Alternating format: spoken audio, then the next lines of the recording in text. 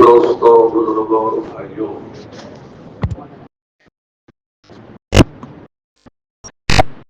عام طور سے ایک لفظ ہم استعمال کرتے ہیں اور وہ لفظ بار بار قرآن میں بھی آیا ہے، حدیثوں میں آیا ہے، اور ہماری زبانوں پر بھی وہ لفظ آتا ہے، وہ لفظ ہدایت ہے۔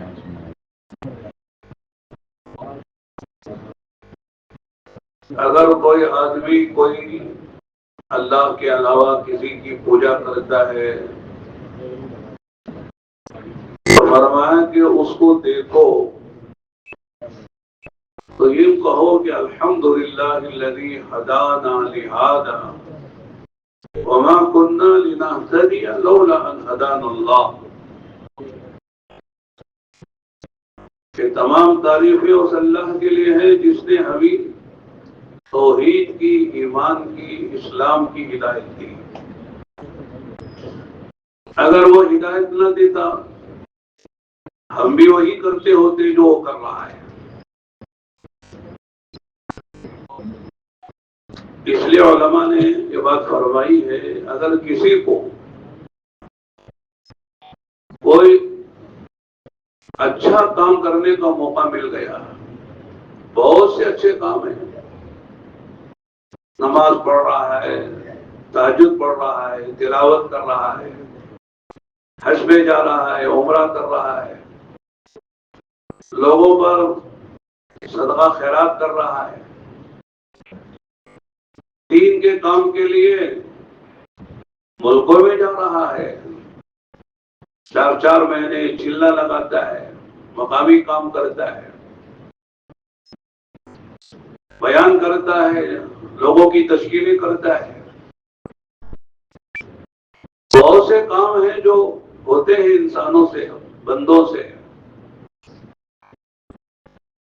فرمائیں کہ اس وقت ہمارے اندر یہ بات پیدا ہو کہ یہ میں نہیں کر رہا ہوں، اللہ مجھ سے کروا رہے، یہ اللہ کی توفیق ہے۔ اللہ توفیق دے تو ہر کام آسان ہے، اللہ کی توفیق نہ ہو تو آسان سے آسان کام بھی مشکل ہے، بندہ نہیں کر سکتا ہے۔ جب کام کر کے دل میں یہ بات پیدا ہو کہ میں نے نہیں کیا ہے، اللہ کی توفیق سے ہوا ہے، تو پھر آدمی میں بڑائی نہیں آئے گی، کبر نہیں آئے گا، تکبر نہیں آئے گا، عجب نہیں پیدا ہوگا۔ جیسے بہت لوگ کہتے ہیں ہم نے کیا، میں نے کیا، یہ میں والی بات ختم ہو جاتی ہے۔ ورنہ آدمی کر کر بھی اگر میں نے کیا کہتا ہے تو سب بیکار ہے۔ بھائی ہماری وجہ سے اجتماع ہوتا ہے، ہماری وجہ سے ہمارے علاقے کا کام کھڑا ہو رہا ہے، ہم نے کیا ہے، کچھ نہیں تھا، ہماری وجہ سے یہ سرسبزی ہے، یہ شادابی ہے، یہ رونق آئی ہوئی ہے۔ ہم کیا ہیں؟ ہمارا دل ہمارے ہاتھ میں نہیں ہے، ہماری آنکھوں پر ہمارا قبضہ نہیں ہے، ہماری زبان پر ہمارا کنٹرول نہیں ہے،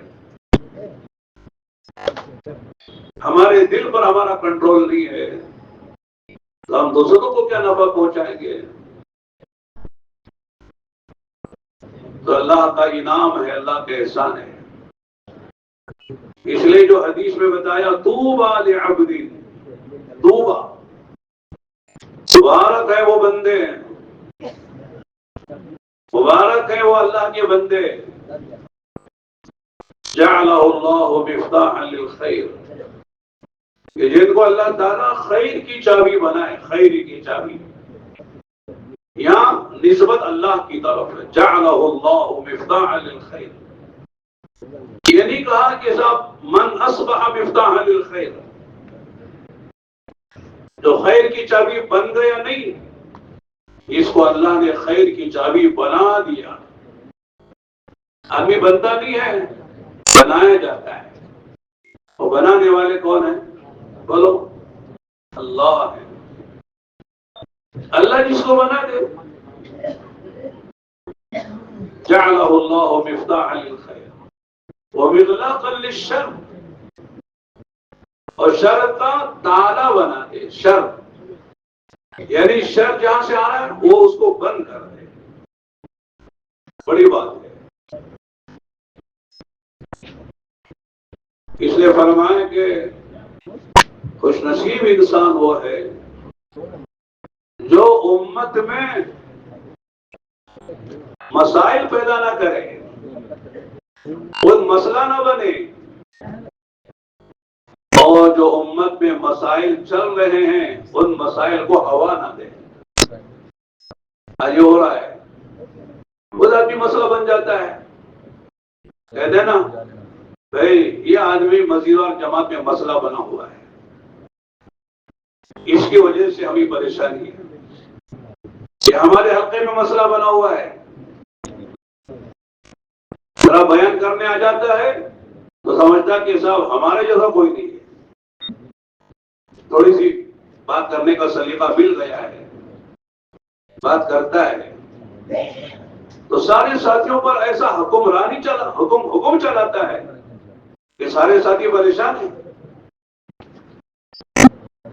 نہ آدمی مسئلہ بنے، نہ مسئلہ پیدا کرے، نہ جو مسائل چل رہے ہیں ان کو ہوا دے. امت میں بہت مسائل ہیں، ہر جگہ مسئلے ہیں، مسجدوں میں، جماعتوں میں، مدرسوں میں، گھروں میں، خاندانوں میں. مسئلوں سے امت گھری ہوئی ہے اور ہمارا کام ان مسئلوں کو حل کرنے کا ہے، مسئلہ بننے کا نہیں ہے. تو میں کر رہا تھا کہ طوبی لعبد طوبی، مبارک ہو، خوشخبری ہو ان بندوں کے لیے جن کو اللہ خیر کی چابی بنائے. جہاں جاتے خیر پھیل جاتا ہے اور خیر ان سے پھیلتا ہے. فرمائے مخلصین سے خیر پھیلتا ہے. المخلصون هم مصابیح الہدی. جو جتنا مخلص ہوتا ہے اتنا وہ ہدایت کا ذریعہ بنتا ہے. ہر کام میں اخلاص شرط ہے. اخلاص کے بغیر کسی عمل کی اللہ کے ہاں کوئی قیمت نہیں ہے. شہادت کی بھی نہیں ہے، سخاوت کی بھی نہیں ہے، شجاعت کی بھی نہیں ہے، علم کی بھی نہیں ہے. علم بہت بڑی دولت ہے. شہادت کتنی بڑی دولت ہے.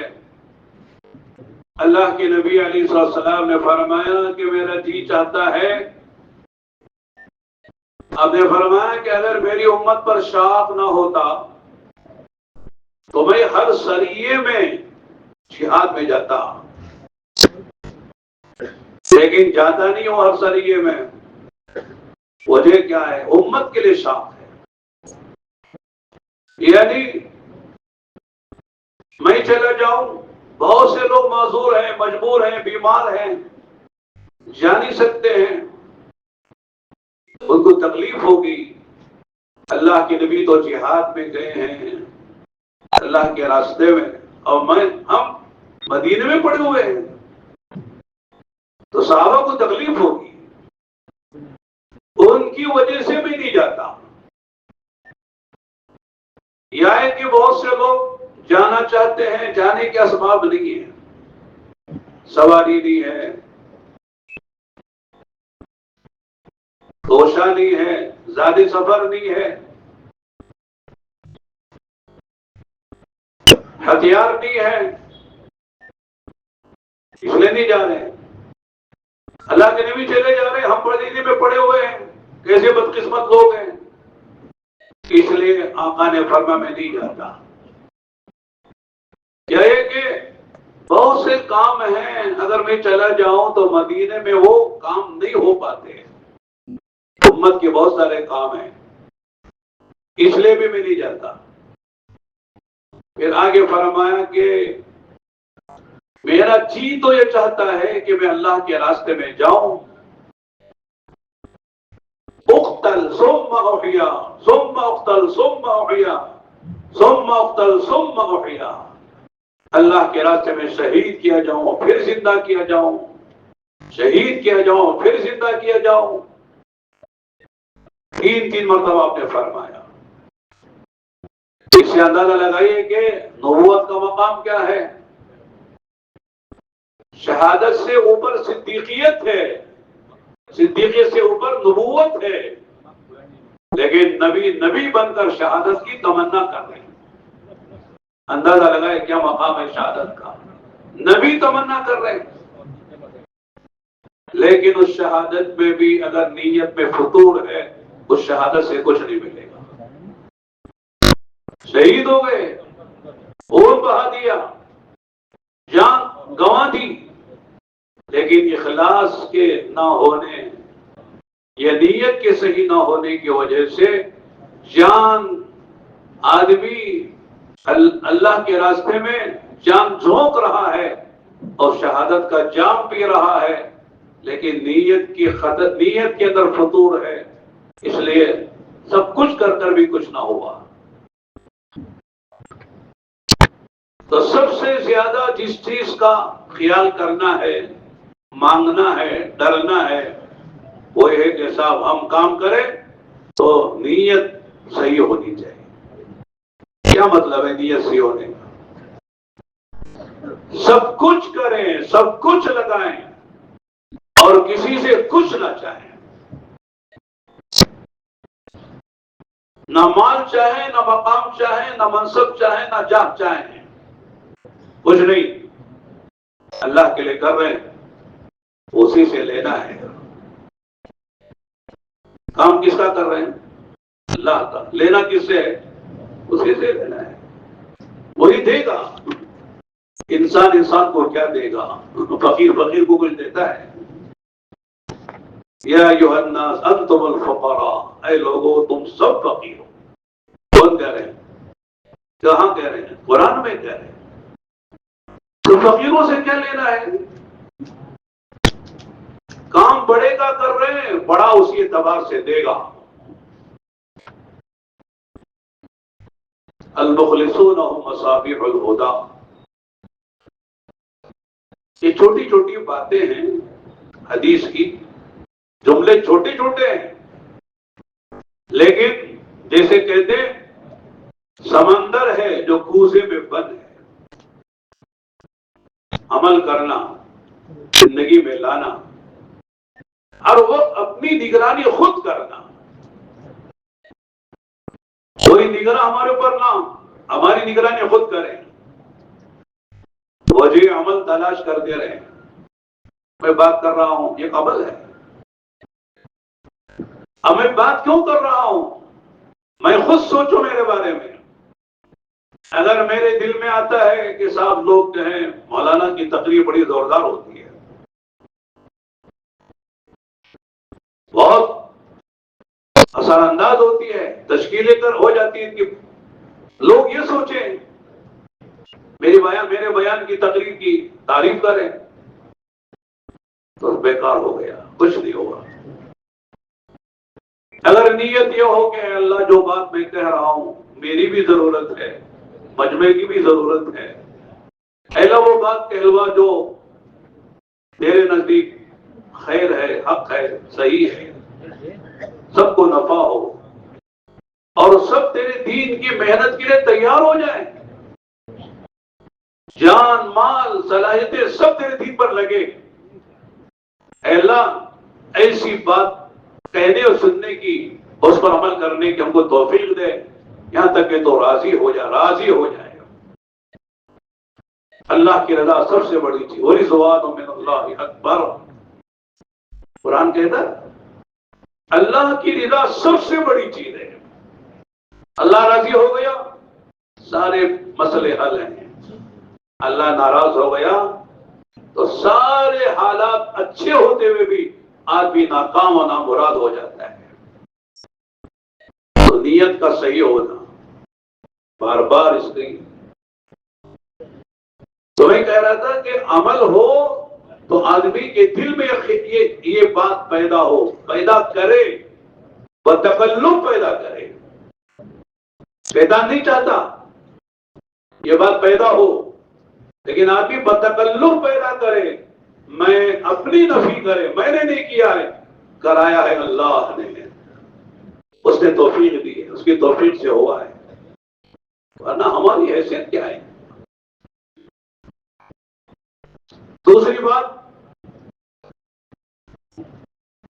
جیسے ابھی منارف صاحب کہہ رہے تھے کہ آدمی جب صحیح عمل کرتا ہے تو کرتے کرتے صحیح نیت سے کرتا ہے، صحیح جذبے سے کرتا ہے، تو وہ عمل عند اللہ قبول ہوتا ہے. اللہ سے قبولیت کی دعا ہو. عمل چھوٹا ہو لیکن قبول ہو گیا، وہ بڑا عمل ہے. بڑا عمل ہے، قبول نہیں ہوا، اس کی کوئی قیمت نہیں ہے. تو عمل کا ہو جانا یہ بھی اللہ کا انعام ہے. اللہ تعالیٰ کی توفیق سے عمل ہو گیا، بڑا انعام ہے. ورنہ لوگ صحت مند ہیں، فرصت میں ہیں، سہولتوں میں ہیں، لیکن نماز کی فرصت نہیں ہے. سب کچھ ہے لیکن توفیق عمل نہیں ہے. مہینوں گزر جاتے ہیں، ہاتھ میں قرآن نہیں آتا. دن پر دن گزر جاتے ہیں، زبان پہ اللہ کا نام نہیں آتا. مال کا ڈھیر رکھا ہوا ہے لیکن صدقہ خیرات انفاق کی توفیق نہیں ہوتی. سب کچھ ہے. تو عمل کا ہو جانا بھی اللہ کی توفیق سے بڑا انعام ہے، بڑی توفیق. لیکن اس کے ساتھ اللہ سے قبولیت کی دعا کرنا، اللہ قبول ہو جائے، قبول ہو جائے. مقبولیت بڑی چیز ہے. اللہ کے بعد بندے ہوتے ہیں جن کو دیکھ کر لگتا ہے ان سے کیا ہوگا. ترى الرجل النحيف فتزدريه وفي أصوابه أسد مزير. دیکھنے میں لگتا ہے کہ صاحب یہ آدمی یہ کیا کرے گا، اسے کیا ہوگا. بڑا گندا بال ہے، کالا کروٹا ہے، قد کا بونا اور ڈگنا ہے، ظاہر میں کچھ نہیں ہے، لیکن اللہ تعالیٰ اس سے بڑے بڑے کام لیتے ہیں. اور کام بھی ایسے ہیں کہ مقبول ہو جاتے ہیں. قوموں کی ہدایت اللہ تعالیٰ کے ذریعے سے دیتے ہیں. مشہور ہونا الگ بات ہے، مقبول ہونا الگ بات ہے. اور لوگ مشہور ہو جاتے ہیں.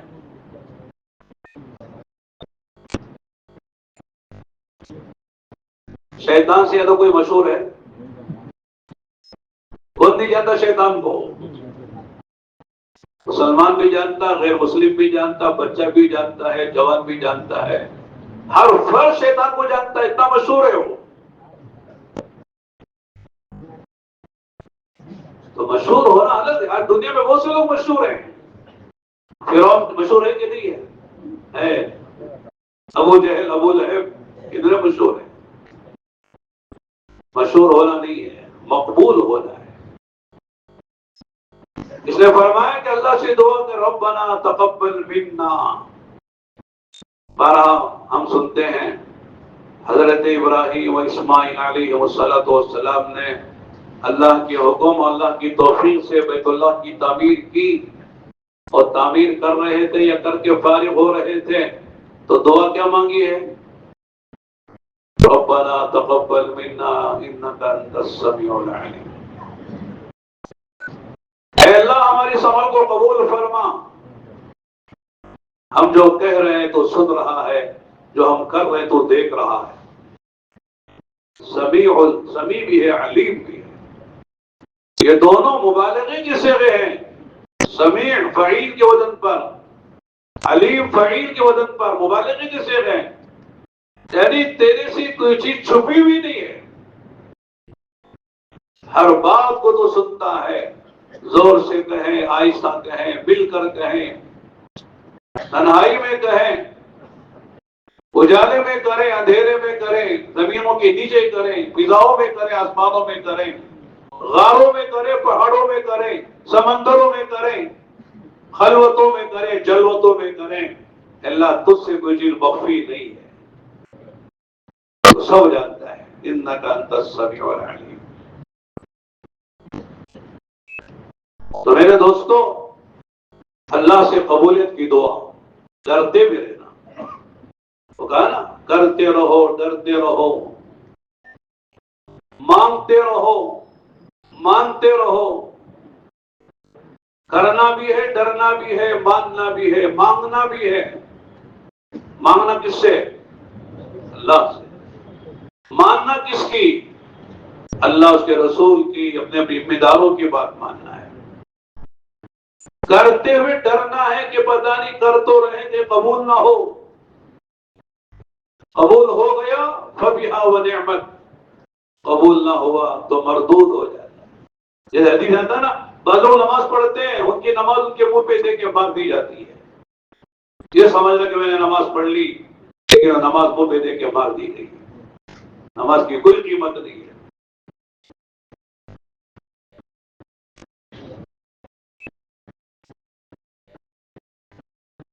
پھر تیسری چیز، عمل کے بعد استحضار ہو اور دل کے اندر اس کا ایمان ہو کہ میں نے نہیں کیا، اللہ نے کرایا ہے، میری کیا حیثیت ہے، میں کر لو یہ کام۔ اور پھر اللہ سے قبولیت کو مانگنا ہے، قبول کر لے۔ قبول کرنے کی علامت یہ بتائی ہے کہ جو عمل ہوا ہے اس کے بعد اگلے عمل کی توفیق ہوگی۔ سمجھ لو، پچھلا عمل قبول ہو گیا، پچھلا چلہ قبول ہو گیا، علامت کیا ہے؟ اگلا چلہ اگلے سال کا لگ رہا ہے۔ پچھلے 3 دن قبول ہو گئے، علامت کیا ہے؟ اگلے مہینے کے 3 دن لگ رہے ہیں۔ صبح کی تسبیح قبول ہو گئی، علامت کیا ہے؟ شام کی تسبیح کی توفیق ہو گئی۔ فجر کی نماز قبول ہو گئی، علامت کیا ہے؟ ظہر کی نماز کی توفیق ہو گئی۔ ایک عمل کے بعد جب دوسرے عمل کی توفیق ہوتی ہے، یہ علامت ہے کہ اللہ نے اس بندے کا پچھلا عمل قبول کر لیا ہے، تبھی اگلے عمل کی توفیق دے رہے ہیں۔ اگر پچھلا عمل قبول نہ ہوتا، اگلے عمل کی توفیق نہ ملتی۔ اور پھر ہم بندے ہیں، عاجز ہیں، کمزور ہیں، ہماری نیتیں بھی کمزور ہیں، ہمارا عمل بھی کمزور ہے، ہمارے قوہ بھی کمزور ہیں، ہمارے یقین بھی کمزور ہے۔ اس لیے جو عمل ہم کریں گے اس میں کمزوری ہوگی، ہوگی کہ نہیں ہوگی؟ میں نے اتنا شاندار عمل کیا ہے، کوئی نکال کے دکھائے کوئی کمی ہو تو اس میں؟ بندہ ہے، بندے سے کمزور عمل ہوتا ہے۔ اللہ تعالیٰ کو بندے کی بندگی کا اعتراف پسند ہے کہ بندہ اپنی بندگی کا اعتراف کرے۔ اس لیے علماء نے یہ بات لکھی ہے کہ اعمال کی 2 قسمیں ہیں، کچھ عزیمت والے، کچھ رخصت والے اعمال ہیں۔ عزیمت کیا ہے؟ 4 رکعت نماز فرض پڑھنا حضر میں۔ رخصت کیا ہے؟ سفر میں 2 رکعت پڑھنا، یہ رخصت ہے۔ رمضان کا روزے رکھنا حضر میں، یہ فرض ہے، عزیمت ہے۔ اور رمضان کے روزے سفر میں چھوڑنا، یہ رخصت ہے۔ وضو کے ساتھ نماز پڑھنا یہ عزیمت ہے، اور بیماری کی وجہ سے، تکلیف کی وجہ سے تیمم کر کے نماز پڑھنا یہ رخصت ہے۔ فرمایا کہ اگر اللہ تعالیٰ نے آپ کو رخصت دی ہے تو آپ کے حساب نہیں، میں تو روزہ ہی رکھوں گا ہر حال میں، مر جاؤں گا تو مر جاؤں لیکن روزہ نہیں چھوڑوں گا، میں وضو ہی سے نماز پڑھوں گا، چاہے پانی سے وضو کرنے کی وجہ سے کچھ ہو جائے، میں تیمم نہیں کروں گا، کہ اللہ کو پسند نہیں ہے۔ جس طرح عزیمت پر عمل کرنا مطلوب ہے، اس طرح رخصت پر عمل کرنا بھی مطلوب ہے۔ پہلوانی نہیں دکھانا اللہ تعالیٰ کو میں بڑا پہلوان ہوں، آپ تو کہہ رہے وہ تیمم کر، اللہ تو کہہ رہے تیمم کر، میں کہتا ہوں نہیں اللہ میں تیمم نہیں کروں، وضو ہی کروں گا۔ ایسا نہیں ہے، اللہ نے کہا ہے بندے تو بندہ ہے، تیرے لیے میں نے رخصت دی ہے، تو تیمم نہیں، وضو کرے گا تو بیماری بڑھ جائے گی، کوئی اعضاء میں سے کوئی عضو تیرا عضو کو نقصان پہنچ جائے گا، اس لیے وضو چھوڑ دے تیمم کر۔ جیسے وضو سے نماز پڑھتا قبول کرتا ہوں، تیمم سے بھی تیری نماز قبول کروں گا۔ سہولتیں تو فرمایا کہ جو لوگ رخصت کے موقع پر بھی عزیمت پر عمل کر کے یہ دکھاتے ہیں تو گویا کہ وہ اللہ کے سامنے پہلوانی دکھانا چاہتے ہیں۔ فرمایا وَلَن يُشَادَ الدِّينَ أَحَدٌ إِلَّا غَلَبَهُ، جو دین پر سختی کا معاملہ کرتا ہے، فرمایا کہ وہ دین اس پر غالب آ جائے گا۔ ظاہر کہ کب تک وضو کر کے نماز پڑھے گا، یہ وقت آئے گا تیمم سے بھی نماز چھوڑ دے گا۔ اس نے فرمایا جو رخصتیں ہیں رخصتوں پر عمل کرو، عزیمت ہے عزیمت پر عمل کرو جیسے موقع ہے۔ تو ابھی کہہ رہا تھا بندے سے تو عمل ناقص ہی ہوتا ہے، مکمل ہوتا ہے، اللہ کی شان کے مطابق کر سکتے۔ سلام پھیرتے ہی کیا کہتے ہیں آپ؟ سلام پھیرتے ہی کیا پڑھتے ہیں؟ اللہ اکبر، پھر استغفر اللہ، کیا مطلب ہے؟ اللہ اکبر، اے اللہ تیری شان بڑی ہے، تیری شان کے لائق میری نماز نہیں ہے۔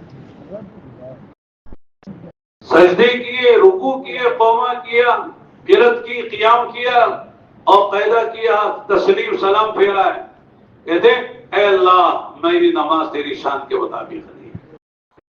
کیوں ہوگی؟ اللہ اکبر کہتے ہی آدمی کا دماغ کہاں جا رہا ہے؟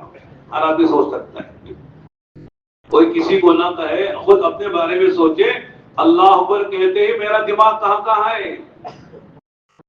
جسم تو حاضر ہے لیکن دل دماغ غیر حاضر ہے۔ ہماری نمازوں کا یہ حال ہے۔ ایک عالم کہہ رہے تھے کہ سجدہ آدمی کرتا ہے اللہ کو، اور سجدے میں سب یاد آتا ہے سوائے اللہ کے، کوئی اللہ کے، اللہ ہی یاد نہیں آتا، بس وہ ایک مشین ہے، سبحان ربی الاعلی سبحان ربی الاعلی سبحان ربی الاعلی، معنی کا بھی پتہ نہیں ہے، ایک روٹین ہے، تسبیح مشین چل رہی ہے، 3 مرتبہ پڑھ لیا، 5 مرتبہ پڑھ لیا، پھر اڑ گیا۔ سجدہ اللہ کا کرتا ہے لیکن سجدے میں اللہ نہیں یاد آتا، سب یاد آتا ہے۔ ایک لطیفہ تو سنا ہے نا آپ حضرات نے، امام صاحب نے عشاء کی نماز پڑھائی تھی، 3 پہ سلام پھیر دیا، اب مقتدیوں میں سیمگیاں ہو رہی، 3 ہوگی 4 ہوگی 3 ہوگی، کوئی 4 کہتا ہے کوئی 3 کہتا ہے، تو امام صاحب بھی پریشان ہو گئے، مقتدی بھی پریشان ہو گئے، تو ایک آدمی قسم کھا کے کہا کہ 3 ہی ہوئی ہیں، یاد ہے؟ قسم کھا کے دے رہے یار، 3 ہی ہوئی 4 نہیں ہوئی، کس بنیاد پر کہہ رہا قسم کھا کے؟ ارے سنو، میں روزانہ میری 4 دکانیں ہیں، چاروں دکانوں کا حساب میں عشاء کی نماز کی ہر رکعت میں کرتا ہوں، آج 3 دکانوں کا حساب ہوا ہے، ایک دکان کا حساب نہیں ہوا ہے، دونوں کے حساب 3 ہی ہوئے ہیں، چوتھی رکعت نہیں ہوئی ہے، نماز میں دکان کا حساب چل رہا ہے۔ نماز کا یہ حال ہے۔ ہمارے بڑے فرماتے ہیں تبلیغ و دعوت کی محنت میں جو مطلوب ہے وہ کیا ہے کہ آدمی کے اندر عبادت کا ذوق بڑھ رہا ہو، عبادت کا ذوق بڑھ رہا ہو، نماز میں جی لگ رہا ہو، مسجد میں پہلے آنا دیر سے جانا ہو رہا ہو، لمبی نماز کی توفیق ہو، لمبی قرت ہو، رات کا قیام نصیب ہو، دعاؤں میں جی لگ رہا ہو، دعاؤں کا اہتمام، دعا ایسی مانگی جا رہی ہو کہ دعا ختم کرنے کو جی نہ چاہ رہا ہو۔ ایک بزرگ نے بہت اچھی بات کہی، دعا کی قبولیت کی علامتوں میں سے ایک علامت یہ ہے جب بندہ ہاتھ دعا کے لیے اٹھائے تو مانگ رہا ہے مانگ رہا ہے مانگ رہا ہے، یہاں تک کہ دعا ختم کرنے کو جی نہیں چاہ رہا ہے، سمجھ لو دعا قبول ہو رہی ہے۔ دعا ختم کرنے کو جی نہیں چاہ رہا، مانگ رہا ہے، یہ علامت ہے کہ اس کی دعا قبول ہو رہی ہے، عبادت کا ذوق بڑھ رہا ہو۔ اس لیے میرے دوستو، دعوت تو عبادت کے لیے ہے نا، نہیں اذان کس کے لیے؟ ہاں وضو کے لیے، نماز، اذان دعوت تامہ ہے نا، اللہم رب هذه الدعوت التامہ، اور دعوت اذان دعوت ہے، اور دعوت کس کے لیے ہے؟ نماز کے لیے۔ نماز کیا ہے؟ عبادت ہے، عبادتوں میں سب سے اونچا مقام ہے، جیسے انسان کے بدن میں سر کی حیثیت ہے، سر کا مقام ہے، اس طرح اسلام میں دین میں نماز کا مقام ہے۔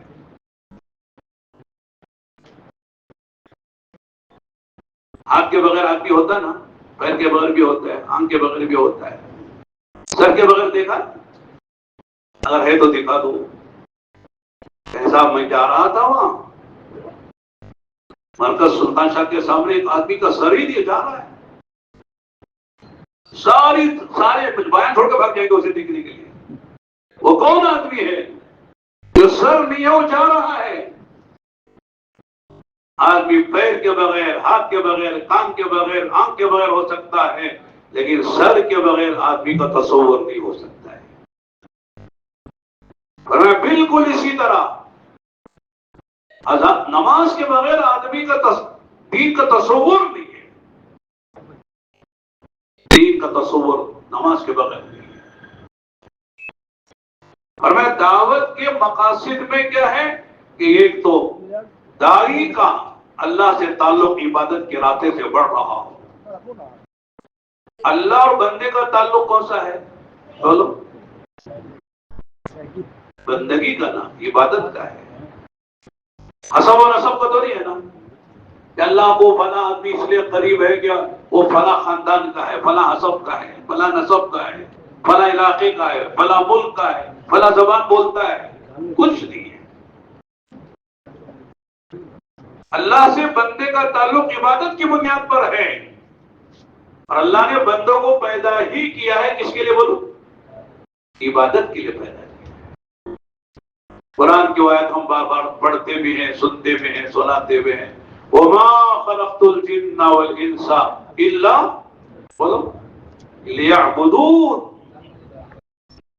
عجیب انداز ہے، ہم بارہا کہتے ہیں عربی میں جب نفی کر کے پھر اس بات کیا جاتا ہے، پہلے نفی ہوتی ہے، انکار، پھر اس بات ہوتا ہے تو حصر کے معنی پیدا ہوتے ہیں۔ یہی لا الہ الا اللہ، پہلے نفی کرتے ہیں پھر الا اللہ، نہیں ہے کوئی معبود مگر اللہ، کیا مانے؟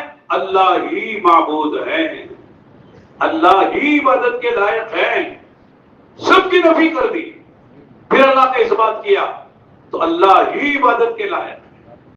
اسی طرح وما خلقت الجن والانس، میں نے نہیں پیدا کیا انسان اور جنات کو مگر میری عبادت کریں، وہ تاکہ وہ میری عبادت کریں۔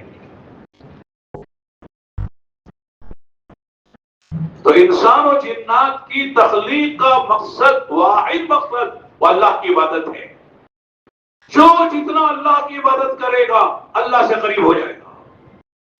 اللہ سے قریب ہونے کا راستہ کیا بولو؟ عبادت ہے.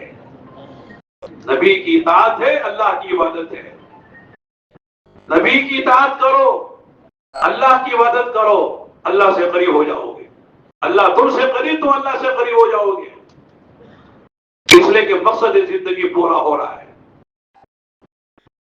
اس لیے فرمایا اللہ تعالیٰ کو اپنے بندوں کی صفات میں سب سے زیادہ جو پسندیدہ صفت ہے وہ کیا ہے بولو؟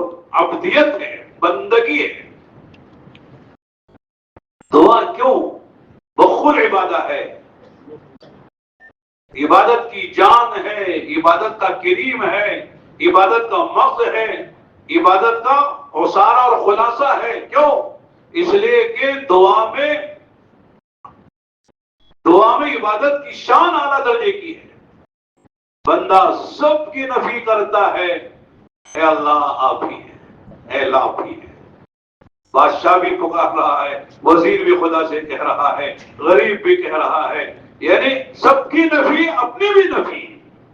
مجھ سے کچھ نہیں ہوتا، نہ میرے مال سے کچھ ہوتا ہے، نہ میری طاقت سے کچھ ہوتا ہے، نہ میری صلاحیتوں سے کچھ ہوتا ہے. اے اللہ جو ہوگا، جو ہو رہا ہے، جو ہونے والا ہے، اے اللہ تیرے ہی سے ہوگا، تو ہی کرے گا، میرے ہاتھ میں کچھ نہیں ہے. اس لیے علماء نے بات کہی ہے، جہاں تمام مادی طاقتیں جواب دے دیتی ہیں اور فیل ہو جاتی ہیں، وہاں سے دعا کی طاقت شروع ہوتی ہے. آپ دیکھ لینا پورے قرآن میں اللہ تعالیٰ نے نبیوں کا تذکرہ جہاں کیا ہے، انہوں نے ساری محنت کر لی، سب کچھ کر لیا، آخر میں جس ہتھیار کا سہارا لیا ہے وہ دعا کا سہارا ہے. پورے قرآن میں اللہ تعالیٰ نے نبیوں کی نام کی کئی صورتیں اتاری ہیں. اتاری کہ نہیں؟ سورہ ہود ہے، سورہ یوسف ہے، سورہ یونس ہے، سورہ نوح ہے، سورۃ الانبیاء ہے. بہت ساری صورتیں قرآن میں، اور بھی صورتیں جن میں نبیوں کا تذکرہ اللہ نے کیا ہے. لیکن ان صورتوں میں اللہ تعالیٰ نے نبیوں کی دعوت اور دعا کا تذکرہ کیا ہے. نبی نے کیسے اللہ سے مانگا ہے، کیا کیا مانگا ہے.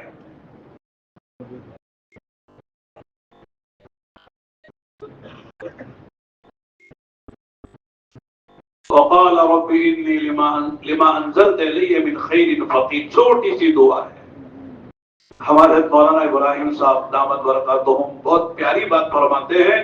ساری باتیں ان کی پیاری ہیں، لیکن جو ہمارے سمجھ میں آ جائے وہ زیادہ پیاری لگتی ہے. کہتے کیا کہتے؟ رب انی لما انزلت الی من خیر فقیر. چھوٹی سی دعا ہے. جب فرعون کے قبطی کو قتل کر کے مارنا نہیں چاہتے تھے، مارے تو مر گیا، جلالی پیغمبر تھے، ایک گوسا مارا تو مر ہی گیا.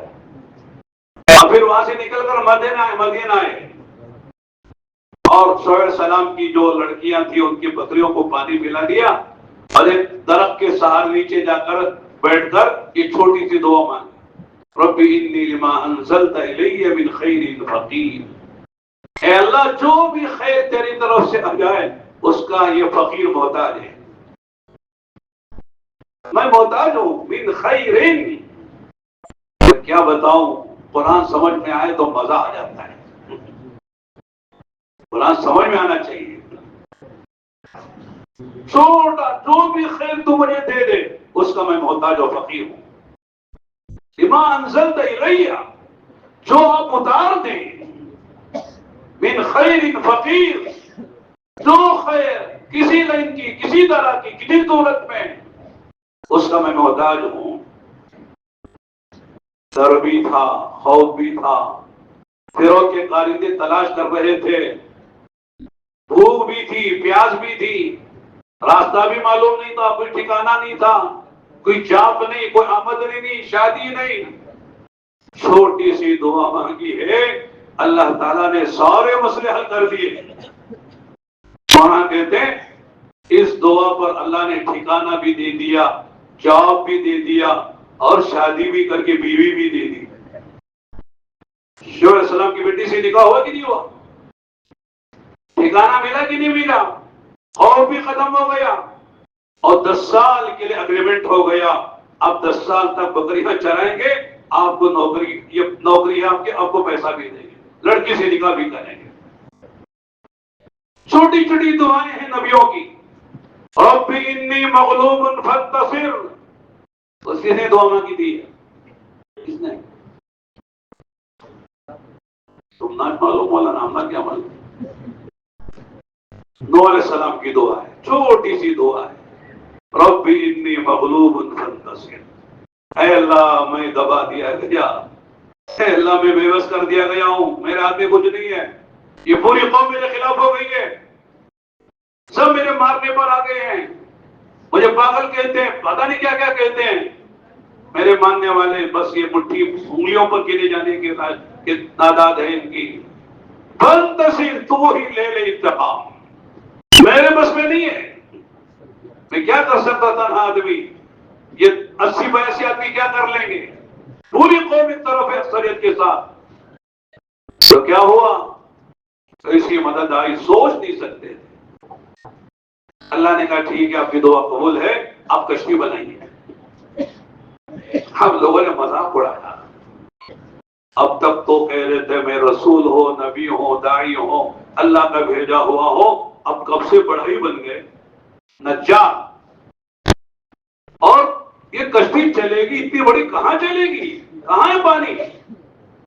لوگ کہتے ہیں نا کیا بھی بیکار کی باتیں کرتے ہو، یہ کیسے ہو جائے گا، وہ کیسے ہو جائے گا، وہ ہوگا، لیکن کریں گے ہم نہیں، کرنے والا کون ہے؟ اللہ کرے گا۔ اس لیے فرمایا دائی مایوس نہیں ہوتا، ہوتا ہے نہیں ہوتا ہے۔ دائی کسی پہ کیا بولو، محنت ہے، صحیح محنت ہے، صحیح ترتیب سے محنت ہے، صحیح نیت سے محنت ہے، اپنا کام کر لو، باقی کام کون کرے گا؟ اللہ کرے گا۔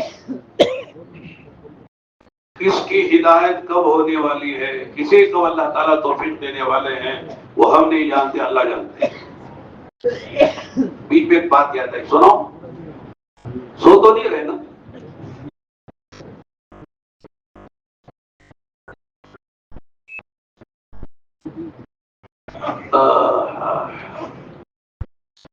حضرت عبداللہ ابن مبارک، نام سنا ہے؟ نہیں سنا؟ اب تو سن لیا نا، بول سکتے ہیں سن لیا حضرت، ابھی سنا نا؟ کون تھے؟ صحابی تھے، تابعی تھے، کون تھے؟ حضرت امام بخاری رحمۃ اللہ علیہ کے استاد تھے، ان کا لقب تھا امیر المؤمنین فی الحدیث۔ کیا تھا؟ امیر المؤمنین فی الحدیث، سارے ایمان والوں کے امام حدیث میں۔ ان کے بارے میں لکھا ہے کہ ان کی جو ابتدائی زندگی تھی بڑی غلط زندگی تھی۔ کیوں غلط تھی؟ امیر بھی تھے، کبیر بھی تھے، مالدار بھی تھے، اغنیا میں تھے، اثریا میں تھے۔ مال جب آتا ہے تو اپنی تمام خرابیوں کے ساتھ بھی آتا ہے۔ دو صحابہ ایسے مل گئے، گانے بجانے کی محفل، پینے پلانے کی محفل، بڑا ان کا ایک باغ تھا سیب کا، وہاں کیسا ہاؤس بناتے وہ؟ فارم ہاؤس، فارم ہاؤس لوگ بنا کے جا کے ٹھہرتے ہیں نا، فارم ہاؤس ہمارا ہے، تو وہاں جاتے تھے، مجلسیں گرم کرتے تھے، موسیقی چلتی تھی، گانا بجانا چلتا تھا، شراب کا دور چلتا تھا۔ کہتے ہیں شراب کا دور چل رہا تھا، موسیقی بجا رہے تھے، اتنے میں جس درخت کے نیچے بیٹھ کر یہ سارے کام ہو رہے تھے وہیں پرندہ تھا اوپر، وہ پرندے نے ایک آیت پڑھی، اس نے، آدمی نے نہیں، پرندے نے پڑھی، اللہ جب ہدایت دینے پر آتے ہیں پرندوں کو خدا دریا بنا دیتے ہیں. سورہ حدید 27ویں پارے کی صورت ہے سورہ واقعہ کے بعد. اس میں ایک آیت ہے أَلَمْ يَأْنِ لِلَّذِينَ آمَنُوا أَن تَخْشَعَ قُلُوبُهُمْ لِذِكْرِ اللَّهِ وَمَا نَزَلَ مِنَ الْحَقِّ. چھوٹی سی آیت. کیا مطلب ہے؟ کیا ابھی تک ایمان والوں کے لیے وہ وقت نہیں آیا؟ أَلَمْ يَأْنِ لِلَّذِينَ آمَنُوا أَن تَخْشَعَ قُلُوبُهُمْ لِذِكْرِ اللَّهِ. اللہ کے ذکر سے ان کے دل دہل جائیں، ان کے دل میں خوف پیدا ہو جائے. اور اللہ نے جو قرآن میں حق نازل کیا ہے اس کو سن کر ان کے دل میں خوف پیدا ہو جائے. بس یہ مطلب ہے اس آیت کا مختصر سا. یہ آیت پڑھی کس نے بولو؟ ہاں، عبداللہ عبد الرحمن نے نہیں، ایک پرندے کے زبان سے اللہ نے آیت نکلوائی. بس یہ سننا تھا، دل پر اثر پڑا. قد آن یا ربی قد آن، اے اللہ وقت آ گیا، وقت آ گیا. سارے عادات توڑے، ساری مجلس والوں سے چلو یہاں سے، سب کو بھگا دیا. گانے بجانے کے سارے عادات جو موسیقی کے تھے سب توڑ دیے. اس زمانے کے بڑے محدثین کی مجلس میں گئے، کہا مجھے دین سیکھنا، علم سیکھنا ہے. دین سیکھا، علم سیکھا. اتنے بڑے پائے کے محدث ہوئے. علماء لکھتے ہیں کہ ہمارے ہاں حدیث جب پڑھاتے ہیں تو حدیث کے جو راوی ہوتے ہیں، اللہ کے نبی سے لے کر امام بخاری تک، اللہ کے نبی سے لے کر امام مسلم تک، جو راوی بیچ میں حدیثوں کے آتے ہیں جن کو سند کہتے ہیں، ان راویوں پر کلام ہوتا ہے. کون راوی عادل ہے، کون ثقہ ہے، کون تام الضبط ہے، کون کمزور ہے، کون جھوٹا ہے، کون، یہ ساری بات ہوتی ہے. فرمایا کہ تمام راویوں پر ائمہ جرح و تعدیل نے کلام کیا ہے. یہاں تک کہ امام بخاری کو لوگوں نے نہیں چھوڑا ہے، سب پہ کلام کیا ہے. ان کے اندر فلاں تھوڑی سی کمزوری ہے، ان پر فلاں تھوڑی سی کمزوری ہے. لیکن عبداللہ ابن مبارک رحمت اللہ علیہ کے بارے میں کسی امام نے، کسی ائمہ جرح و تعدیل کا امام میں سے کسی نے کوئی جرح نہیں کی ہے. سب نے کہا یہ عادل ہیں، یہ ثقہ ہیں، یہ تام الضبط ہیں، یہ اعلیٰ درجے کے راوی ہیں. کسی نے کلام نہیں کیا ہے. اللہ نے اتنا بڑا اچھا مقام دیا. اور اس کے بعد ان کی زندگی کا عجیب غریب واقعات ہیں. تو ایک واقعہ میں ذکر یہ بتانا اس لیے چاہ رہا تھا میں کہ کب اللہ تعالیٰ کس کو ہدایت دیتے ہیں معلوم نہیں ہے. اس لیے کسی کے بارے میں آدمی نا امید نہ ہو اور خدا نہ خاصا یہ نہ کہہ دے صاحب یہ تو مانے یہ تو جہنم میں جائے گا. خدا نہ خاصا یہ زبان سے کسی کے نکلا، ہو سکتا وہ جنت میں چلا جائے، یہ کہنے والا جہنم میں چلا جائے. کسی کے بارے میں ہم کو اختیار نہیں ہے، اس لیے کہ اعتبار خاتمے کا ہے. کس کا خاتمہ کس پر ہوتا ہے، ڈرتے رہنے کی بات ہے. حضرت ہندا کو جانتے ہیں؟ ہوتی کیا کارنامہ انجام دیا تھا؟ حضرت حمزہ کا کلیجہ چبا کے نگلنا چاہا، نگل نہ سکی تھی. کوئی جانتا تھا کہ ہندا کو ایمان ملے گا اور صحابیہ بنے گی؟ وہ وحشی کون تھے؟ وحشی بن حرب، حضرت حمزہ کو شہید کرنے والے. صحابی بنے کہ نہیں بنے؟ کوئی کو برا بولے گا، برا بول سکتا ہے. اور ان کے صحابی بننے سے پہلے کوئی کہہ سکتا تھا کہ صاحب یہ صحابی بنیں گے. لیکن اللہ نے کیا مقام دیا. حضرت اکرمہ ابو جہل کے بیٹے، ابو جہل اپنے باپ کے ساتھ ہمیشہ اسلام کے خلاف رہے، لیکن اللہ نے کیا مقام دیا. اللہ کے نبی نے کیا فرمایا، اکرمہ آ رہے ہیں مومن و مہاجر بن کر، ان کے ابا کو بھی برا نہ کہنا. کسے؟ اکرمہ کے باپ کون ہیں؟ ابو جہل کو برا نہ کہنا، لا تسب اباہ فإن سب المیت یؤذی الحی ولا یبلغ المیت، مردے کو برا کہنے سے برائی گالی مردے تک نہیں پہنچتی، زندے کو تکلیف ہوگی۔ یہ کرام آ رہے ہیں، اگرچہ کہ ابو جہل کے بیٹے ہیں لیکن آ رہے ہیں، آقا نے ان کا کھڑے ہو کر استقبال کیا، چادر نیچے گر گئی اور معزز جگہ پہ بٹھایا، اچھی جگہ پہ بٹھایا۔ لمبا قصہ ہے، پھر شہادت کا جام پیا انہوں نے، یرموک کی لڑائی میں صحابی بنے۔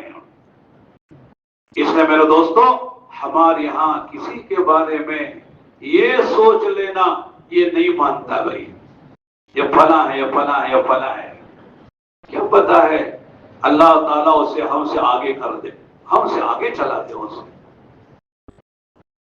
تو میں کہہ رہا تھا کہ حضرت عبداللہ ابن مبارک کہاں تھے، کہاں سے کہاں پہنچے ہیں۔ کہتے ہیں ایک علاقے میں حضرت جایا کرتے تھے، وہاں ایک نوجوان حضرت کی خدمت میں آ کر حدیثیں پوچھتا تھا، علم سیکھتا تھا۔ ایک مرتبہ گئے تو وہ ملا نہیں، پوچھا وہ کہاں ہے؟ وہ نوجوان جب بھی میں آتا تھا اس جگہ کا نام ہے ذہن میں نہیں ہے، تو کہاں گئے؟ تو بتایا کہ وہ نوجوان جیل میں ہے۔ ارے جیل میں نہیں، کیا قصہ؟ ایک آدمی کو اس کو قرض دینا تھا، وہ قرض ادا نہیں کر سکا، اس لیے اس نے اس کو جیل میں بند کروا دیا ہے۔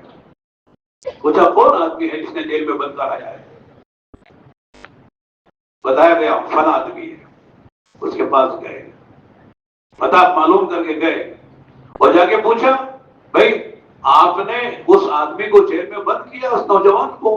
کہا میں نے بند کیا ہے۔ کیا قصہ ہے؟ مجھے پیسے دینے ہیں، کتنے دینے ہیں؟ 10,000 دینار دینے ہیں۔ کتنے دینار بولے تو کاغذ کا سکہ، ہو کاغذ کا، سونے کے سکے۔ ایک دینار ہوتا تھا، ایک درہم، درہم چاندی کا اور دینار سونے کا سکہ، 10,000 دینار دینے۔ اب آگے کی بات سنیے، حضرت نے فرمایا دیکھو تو میرا محبوب نوجوان ہے، دین سیکھنے میرے پاس آیا کرتا تھا، اب مجھے پتا چلا کہ وہ جیل میں ہے، اور پھر تمہارے پاس میں آیا ہوں معلوم کرنے کے لیے وہ جیل میں کیوں تم نے اس کو داخل کیا ہے۔ تو انہوں نے بتایا کہ 10,000 دینار۔ تو حضرت نے فرمایا وہ 10,000 میں ادا کرتا ہوں، اور آگے فرمایا ایک شرط کے ساتھ، 10,000 دینار میں ادا کریں گے شرط کے ساتھ۔ آپ کے ذہن میں آتا ہوگا کہ صاحب اتنے مہینے میں تم مجھے دے دو گے یا اسے دلا دو گے، یہ آتا نہیں؟ کیا شرط تھی، کیا اللہ والے تھے؟ فرمایا شرط یہ ہے کہ جب تک میں زندہ ہوں کسی کو نہیں بتانا یہ 10,000 دینار کس نے دیے ہیں، اس نوجوان کو بھی نہیں بتانا۔ اس نوجوان کو تم پیسے لے کر آزاد کراؤ گے، اس کو بھی نہیں بتانا، کسی کو نہیں بتانا، یہ راز تمہارے میرے درمیان میں رہے گا۔ ایسے لوگ ہیں نیکی چھپا چھپا کے کرتے ہیں، اس لیے حدیث میں آتا ہے کل قیامت کے میدان میں 7 قسم کے انسان جنت عرش کے سائے میں ہوں گے، عرش کے سائے میں، جبکہ کوئی سایہ نہیں ہوگا۔ رجل تصدق بصدقۃ فاخفاها حتى لا تعلم شماله ما تنفق يمينه۔ آدمی صدقہ کرے، خیرات کرے، کسی کو دے، اس طرح چھپا کر دے کہ داہنے ہاتھ نے کیا دیا بائیں ہاتھ کو پتہ نہ چلے۔ یہ اسلوب ہے سمجھانے کا، اتنا اخفا کر کے چھپا کر دو کہ کسی کو پتہ نہ چلے کہ تم نے کیا نیکی کی ہے، چھپ چھپ کر نے کیا کرنا۔ ایسے لوگ جو ہے گناہ چھپ چھپ کر کرتے ہیں، نیکی چھپ چھپ کے کرو، یہ علامت ہے اللہ کے ہاں قبول ہونے کی۔ چنانچہ اس نے وہ رقم لی اور جا کے اسے جیل خانے سے رہا گیا۔ لوگوں نے بتایا کہ صاحب عبداللہ بن مبارک آئے ہوئے تھے، واپس گئے، تو دوڑا دوڑا ہوا آیا حضرت کے پاس، آگے کہا، حضرت نے کہا تم تو سنا جیل خانے میں تھے، کہا کس نے آزاد کروایا؟ کہ اللہ حضرت پتہ نہیں کوئی غیب سے فرشتہ آیا ہوگا کوئی، اس کے ذریعے سے اللہ نے مجھے رہائی نصیب فرما دی۔ حضرت نے یہ بھی نہیں کہا میں نے کیا ہے میں نے دیا ہے، بلکہ کہا میں بھی تمہارے حق میں دعا کر رہا تھا کس طرح اللہ تعالیٰ تم کو اس مصیبت سے نجات نصیب فرمائے اور جیل خانے سے تم کو رہائی نصیب ہو جائے، میں بھی یہی دعا کر رہا تھا۔ چلو اللہ تعالیٰ نے تم کو جو ہے جیل خانے سے رہائی نصیب فرما دی۔ کہتے ہیں جب تک حضرت زندہ رہے تو اس نوجوان کو پتا چلا کس نے مجھے رہائی دلائی ہے، اور نہ کسی اور کو پتا چلا کہ صاحب مرنے کے بعد اس آدمی نے بتایا اس نوجوان کو کہ تم کو آزادی دلانے والے عبداللہ ابن مبارک ہے، انہوں نے 10,000 دینار مجھے دیے اور میں نے اس کو لے کر تم کو رہائی دلائی۔ یہ خرچ کا مزاج تھا، اللہ کے دین کے لیے خرچ کرنا۔ حج میں جا رہے تھے، کہتے ہیں سامنے قافلہ نکل گیا، حضرت پیچھے تھے، کتابوں میں اپنے پڑھا ہے کہ وہ قافلے والوں کی مرغی مر گئی، مردہ ہو گئی، انہوں نے ایک گھوڑے میں اس کو پھینک کر آگے نکل گئے۔ اتنے میں دیکھا ایک لڑکی آتی ہے اور جلدی سے اسے جھپٹ کر لے کر گھر چلی جاتی ہے۔ حضرت سے دیکھتے ہیں، خادم سے کہتے ہیں بھائی یہ مردہ مرغی کو لے کر جا رہی مسلمان لڑکی ہے اور مردہ یہ مرغی لے کر گھر جا رہی، ذرا طرف دیکھتے دیکھتے کیا حال ہے۔ پیچھے پہنچے ہیں، پہنچتے ہی کیا دیکھتے ہیں، لڑکی سے پوچھتے بھائی کیا قصہ ہے، مری ہوئی مرغی تم لے جا کے کھانا چاہتی ہو؟ اس نے کہا حضرت پہلے ہماری داستان تو سنو۔ کہا ہماری والدہ بیوہ ہے، میں یتیم ہوں، ہمارے گھر میں کوئی کمانے والا نہیں ہے، 3 دن کا فاقہ ہم پر آیا ہے، اور آپ جانتے ہیں 3 دن کا فاقہ آنے کے بعد آدمی کو جان بچانے کے لیے مردہ کھانا بھی حلال ہو جاتا ہے، اس لیے ہم یہ مردہ ہمارے لیے جائز ہے، آپ کے لیے جائز نہیں ہے، اس لیے مجبوری میں لے کر ہمیں لے کر آئے ہو، میری امی بھی نہیں کما سکتی، میں بھی نہیں کما سکتی، گھر میں فاقے ہیں، تو لہذا یہ مرغی لے کر ہم جان بچانا چاہتے ہیں۔ حضرت نے خادم سے کہا ہم حج پہ جا رہے تھے، کتنے پیسے ہمارے؟ کہ 2,000 دینار ہیں۔ پوچھا واپسی کے لیے کتنے وقت چاہیے ہم کو واپس چلے جائیں؟ 20 دینار کافی ہوتے ہیں، تب 20 دینار نکال لینا اور باقی سب اس لڑکی کے حوالے کر دینا۔ حج چھوڑ دیا اور واپس آ گئے، اور یہ دیکھ کر ان کے آنسوں میں آنسو آ گئے کہ ہم تو حج پہ جا رہے ہیں اور یہاں لوگ مردہ کھا رہے ہیں، مردہ کھا رہے ہیں۔ میرے دوستو بزرگ بھائیوں، جب امت کا درد و فکر ہوتا ہے تو آدمی اس طرح کی زندگی جیتا ہے۔ آدمی جو ہے اپنی جان سے، اپنے مال سے، اپنی جذبات سے، اپنی اللہ کی دی ہوئی صلاحیتوں سے اللہ کے بندوں پر جو ہے وہ محنت کرتا ہے، قربانی دیتا ہے، اور لوگوں کو جو ہے دنیا کی مصیبت سے بھی نکالتا ہے، آخرت کی مصیبت سے بھی نکالتا ہے۔ تو غر میں عرض کر رہا تھا کہ دعوت کے کام میں مقصود کیا ہے؟ اللہ کا بندہ بندہ بنے، بندگی والی زندگی گزارے۔ اللہ تعالیٰ کو سب سے محبوب یہ ہے کہ بندہ بندہ بندہ دنیا سے آ جائے، مال سے بندگی ہو، جان سے بندگی ہو، علم سے بندگی ہو، جسم سے بندگی ہو، خود بندہ بنے اور دوسروں کو بندگی پر لانے کی محنت کرتے کرتے دنیا سے چل آئے۔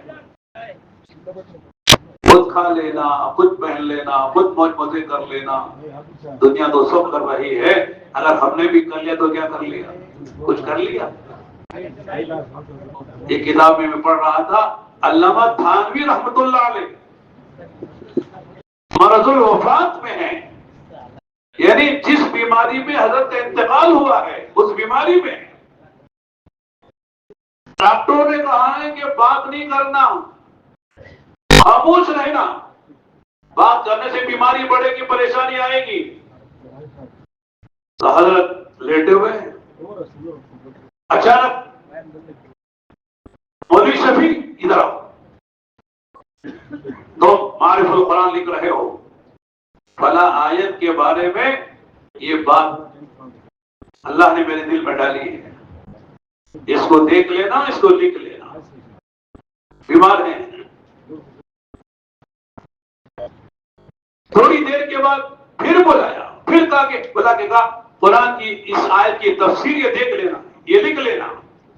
2-3 مرتبہ اس طرح کہا تو جو ڈاکٹر تھے، تیماردار تھے، انہوں نے کہا کہ حضرت آپ کو تو منع کیا گیا ہے، بار بار آپ بلا رہے ہیں، بول رہے ہیں اور دماغ پہ زور ڈال رہے ہیں اور یہ کہہ رہے یہ نہیں کرنا چاہیے آپ کو. حضرت کا جواب نے فرمایا ٹھیک ہے، آپ جو کہہ رہے ہیں وہ بھی ٹھیک ہے، لیکن آگے فرمایا سنو، جو وقت اللہ کے دین کے کام نہ آئے وہ وقت ہی کیا ہے؟ جو وقت اللہ کے دین کے کام نہ آئے، امت کے کام نہ آئے، وہ وقت ہی کیا ہے؟ خوش نصیب ہیں جن کے اوقات، جن کا مال، جن کی جان اللہ کے دین پہ لگ رہی ہو. لگاتے لگاتے جا رہے ہیں.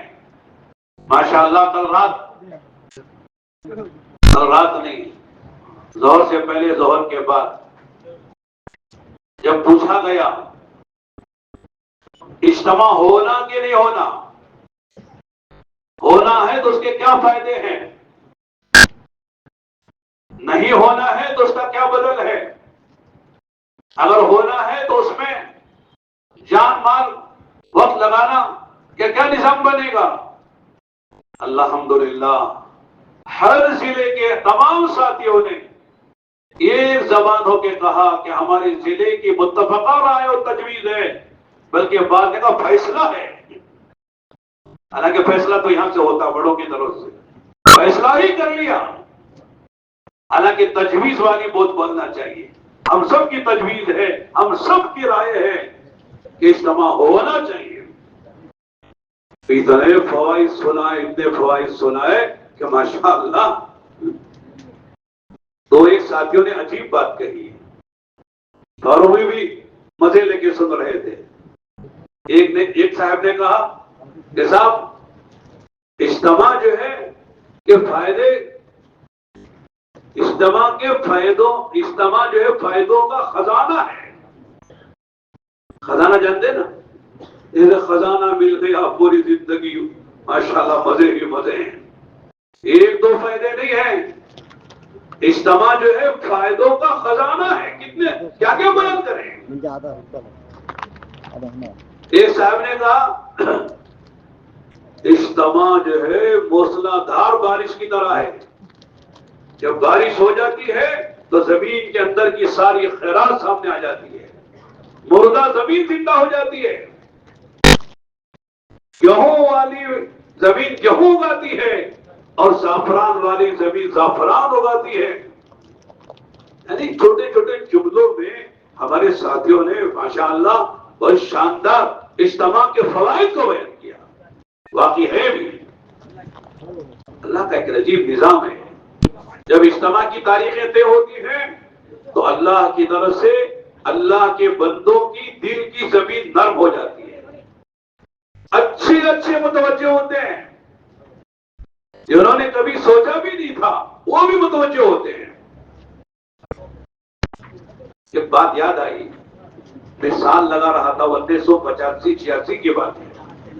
کتنے سال ہو گئے؟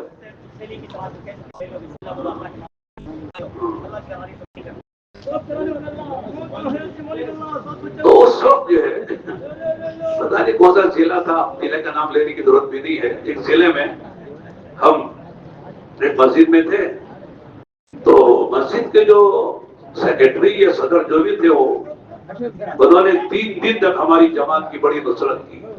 کھلایا پلایا ٹھہرایا، ہماری تعلیم میں، ہمارے گشتوں میں، ہمارے بیانوں میں وہ شریک رہے. آگے کی بات یہ ہے کہ وہ اکثر روتے تھے. وہ تعلیم میں بیٹھ کے رو رہے ہیں، بیان میں رو رہے ہیں. مجھے ان سے بڑا اثر ہوا.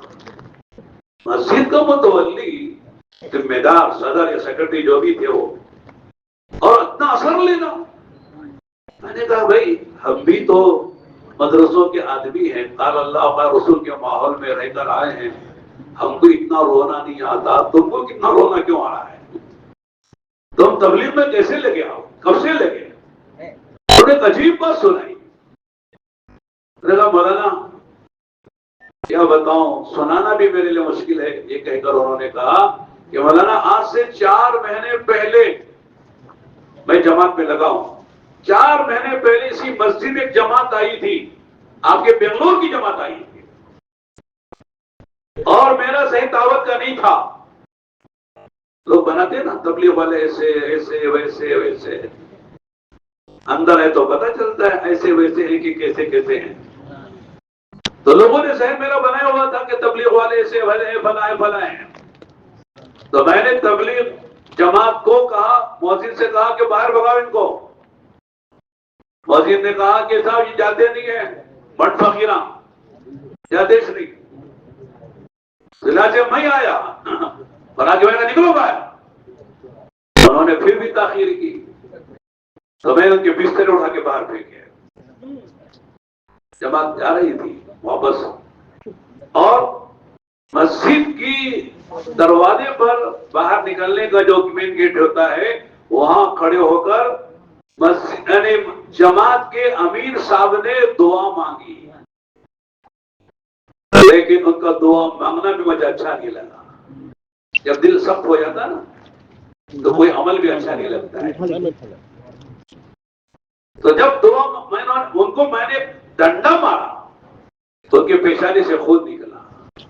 انہوں نے خون کو اس طرح صاف کر کے کہا، ایک جملہ کہا تھا کہ اے اللہ تیرے نبی کو طائف میں مارا گیا دعوت کی وجہ سے، اے اللہ آج وہ سنت زندہ ہوئی ہے، اے اللہ اسی کی برکت سے اس بستی والوں کو، ان مارنے والوں کو ہدایت دے۔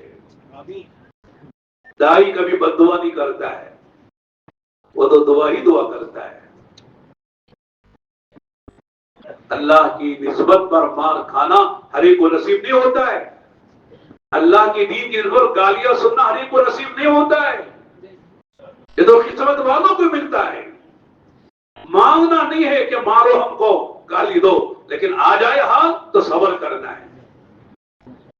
انہوں نے یہ دعا مانگی، تھوڑا سا اثر ہوا، جماعت چلی گئی۔ بنگلور میں اجتماع تھا، 42 گروڑ کا اجتماع تھا، اس میں اور میرے دوست جو میرے ذہن کے لوگ تھے، ہم نے کہا چلو ٹنڈوں کا اجتماع، ٹنڈوں کا ذرا دیکھیں کیا ہوتا ہے۔ صرف تماشائی بن کر ہم آئے تھے، تماشائی، بیان سننے کے لیے یا کوئی عظمت کے طور پر نہیں آئے، تماشائی بن کر آئے تھے۔ 3 دن تو وہاں رہے، لیکن بیان تو کیا سنتے ہم لوگ۔ یہاں بھی مجمع آتا ہے، ہمارے بڑوں کو تکلیف ہوتی ہے، بھئی اپنے جو مجلسیں ہیں اس میں بیٹھنے کے بجائے باہر بھی کچھ مجمع ہو جاتا ہے، خرید و فروخت کرتا، ایسا لگتا ہے یہ چیزیں آپ کو اپنے ضلعوں میں نہیں ملتی، یہی ملتی ہیں۔ ہر جگہ مصیبت ہمارے لیے بازار لگ جاتا ہے۔ چنانچہ کہتے ہیں کہ میں رات مجھے استنجا کی ضرورت پڑی، استنجا کے لیے اٹھا تو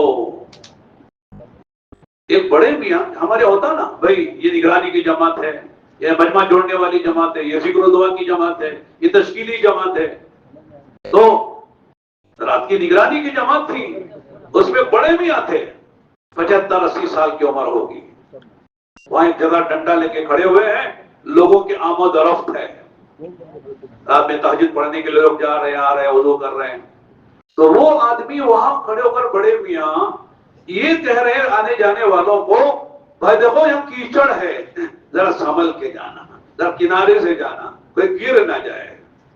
یہ چھوٹے چھوٹے جملے رات کے 3-3:30 بجے کھڑے ہو کر وہ بڑے میاں لوگوں کی خیرخواہی میں یہ جملے کہہ رہے ہیں۔ کہتے ہیں کہ ان کے یہ جملے میری ہدایت کا ذریعہ بن گئے۔ یہ 2-3 جملے میرے کانوں میں پڑے، ان کے 2-3 جملے میری ہدایت کا ذریعہ بن گئے۔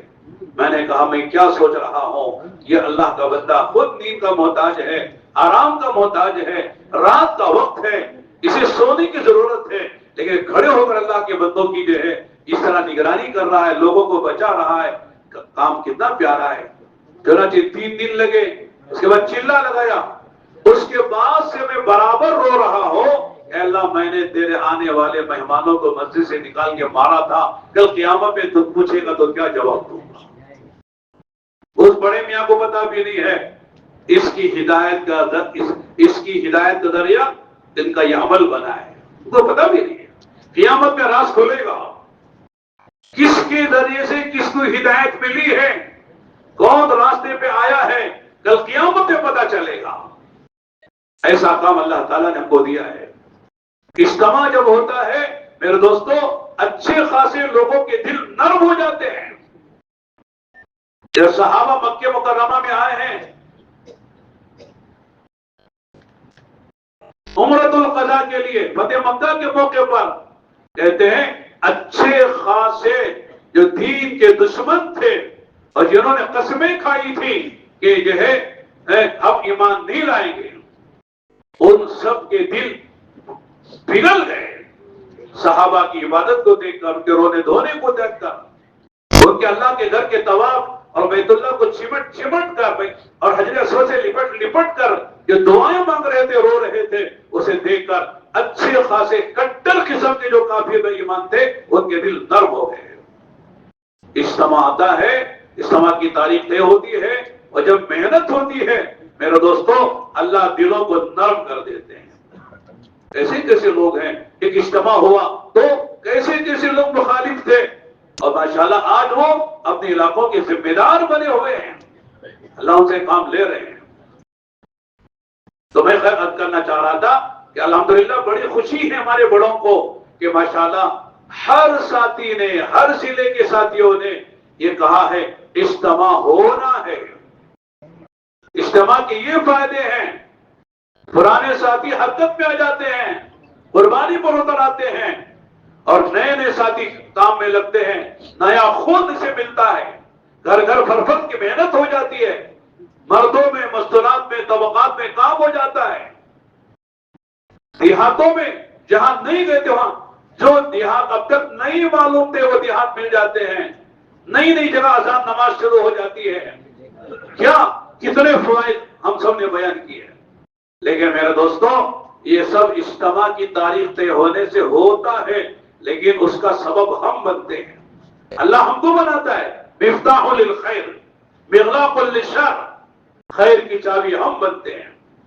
یہ جو مجمع ہے الحمدللہ یہ اپنے اپنے اضلاع کا صف اول کا مجمع ہے، اس کی قربانی پر پیچھے آنے والا مجمع قربانی دیتا ہے۔ یہ جس طرح آگے بڑھیں گے ان کے پیچھے آنے والے بھی آگے بڑھیں گے۔ اجتماع تاریخ طے ہو کر تاریخ آ جائے اجتماع ہو جائے گا، لیکن یہ جو ہم نے سارے فوائد گنوائے ہیں، یہ ہوگا یہ ہوگا یہ ہوگا یہ ہوگا، یہ اس وقت ہوگا جبکہ یہ مجمع یہ اجتماع سے پہلے محنت کے لیے کھڑا ہوگا۔ یہ کھڑا ہوگا تو باقی جو مجمع یہاں نہیں آیا ہوا ہے، حالانکہ وہ بھی ماشاءاللہ کام میں چلتا ہے، اس کے بھی چلے 4 مہینے لگے ہوئے ہیں، وہ بھی مسجدوں اور جماعتوں میں بیٹھتا ہے، وہ بھی 2.5 گھنٹے دیتا ہے، 6 روزہ لگاتا ہے، ان سب کے کھڑے ہو کر قربانی دینے کا سبب یہ مجمع بنے گا، تب جا کر آگے کام بڑھے گا، اور ہمارے اضلاع کا اجتماع شاندار بنے گا، اس کے اثرات پورے ضلع پر پڑیں گے۔ اس لیے میرا دوست بول بھائیو ماشاءاللہ رات میں بھی یہ بات آئی کہ ماشاءاللہ اجتماع سے پہلے 4 مہینے یہ جو پورا مجمع آیا ہوا ہے اپنے اپنے ماشاءاللہ ضلعوں سے یہ مجمع اجتماع سے پہلے 4 مہینے دے۔ اگر اجتماع سے پہلے 4 مہینے پورے نہیں ہوتے ہیں، اجتماع سے پہلے جتنا وقت لگ سکتا ہے لگائے، باقی وقت اجتماع کے بعد لگائیں۔ اس لیے کہ اجتماع سے پہلے بھی محنت ہوتی ہے جو اصل بنیادی محنت ہے، اسی سے ہر ضلع کے ہر تعلقے میں، ہر تعلقے کے ہر زون میں، ہر زون کے ہر بستی میں، ہر بستی کے ہر گھر پر، ہر گھر کے ہر فرد پر ہم پہنچ پاتے ہیں۔ اور نئے نئے ساتھیوں کی 3 جماعتیں نکال کر ان کی چلے کی تشکیلیں 4 مہینے کی تشکیلیں ہوتی ہیں. یہ مجمع جب نیت کر لیتا ہے. اور میرے دوستوں اللہ کے ہاں قیمت تو قربانی دینے والوں کی ہے. جو جتنی بڑی قربانی دے گا اللہ تعالیٰ اتنا بہت سے کام لیں گے. صحابہ کی قربانیوں کا تذکرہ تو ہم کرتے ہیں. ابھی ہمارے جو اکابر جو ماضی قریب کے ہیں ان کی کیا قربانیاں ہیں.